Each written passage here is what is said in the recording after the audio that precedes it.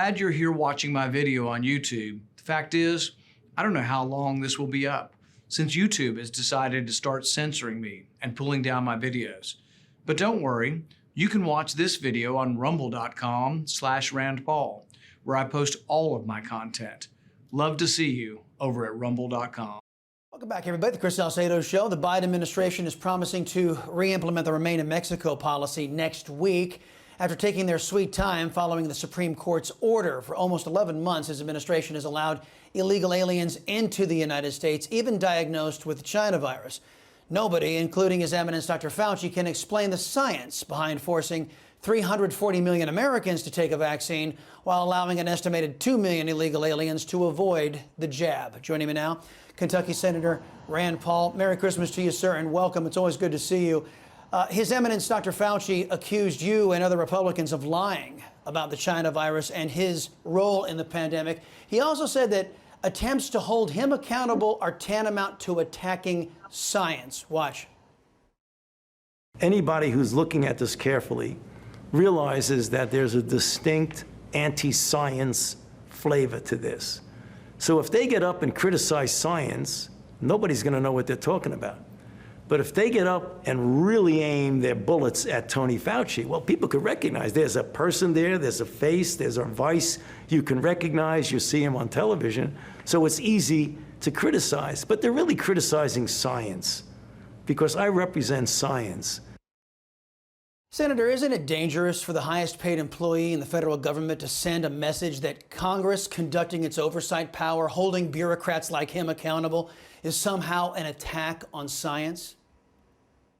Well, without question, when a government bureaucrat comes to Congress or comes before the public and says, I am science, boy, there's an unheralded amount of arrogance there. And it's really not the way science works. You know, I've been in medicine for 20 years. I've been to medical conferences and scientific conferences. I've presented and had articles accepted for peer-reviewed journals. The thing is, science is about disputation, presenting your facts and arguing and trying to convince people that you're right by presenting your set of facts and your experiments. It's never about saying, I am science, I am the government, listen to me. It really is the opposite of what science stands for and actually conjures up more images of the medieval church, taking over science and repressing science. So I think it's a real step backwards. Senator, over the weekend, Mr. Fauci also said, with the help of a fake journalist over there at CBS News, accusing you and other Republicans of politicizing the China virus. In the same interview, he suggested, in contradiction of the FBI, that Senator Cruz was responsible for the January 6th attacks. Doesn't America deserve a qualified medical professional rather than a partisan hack in charge of the country's health? Going after Senator Cruz was an incredibly cheap shot. You don't even see most Democrat hacks or Democrat partisans, going after it and saying Senator Cruz should be arrested somehow. So I think that was a really, really cheap shot. But what it does is it displays Fauci's real colors. He's not a scientist. He's not a disinterested person. And really, there are some really serious things that we need to get to the bottom of. If this virus came from a lab in China, it could happen again. It could also even come from a lab in the United States. And we haven't fully debated this because Fauci is deflected by calling everybody else a liar and simply saying it didn't happen. When any person with common sense who's read the experiments that happened in Wuhan comes to the conclusion that they created viruses that don't exist in nature that had increased dangerousness or increased lethality, increased ability to infect humans, the very definition of gain of function. But this is important, not just for blame on this pandemic, which I think Fauci does deserve blame, but it's also about trying to prevent another, maybe even worse pandemic from jumping out of a lab. It's been confirmed that Team Biden has turned loose China virus positive illegal aliens into the United States. Yesterday, White House correspondent Peter Doocy pressed Dr. Fauci on the need for illegal aliens to be checked the way all inbound travelers are checked into the United States. Watch.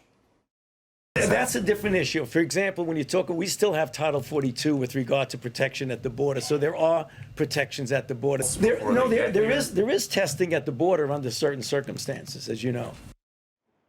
Yeah, under certain circumstances. So Senator Paul, there he is He's saying that illegal aliens are a different issue. But here's what Mr. Fauci said last year about letting in foreign nationals infected with the China virus under oath. How much worse we'll get will depend on our ability to do two things: to contain the influx in people who are infected coming from the outside, and the ability to contain and mitigate within our own country. On my radio show today, Senator, somebody suggested that I guess the administration's position is the Rio Grande washes off the China virus. Is there any scientific basis to how this administration is forcing individuals coming into the country to be tested and forcing us to have vaccines and not doing the same at the southern border? No, and for the record, I think he dissembles here, too. He implies as if there is routine testing coming across the border. I think it's the exception rather than the rule. I think the vast majority of people who are coming across the border are not being tested. I think many of them are being stuck on planes or buses and sent to various parts of our country, and they could potentially be spreading a virus. But it's really the hypocrisy of having no rules for the people who break into our country, but then having onerous rules for those of us who are in the country legally and trying to fly legally to do our job or to travel.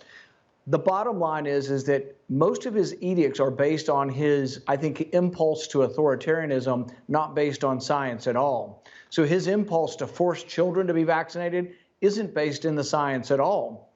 I looked at the CDC website today.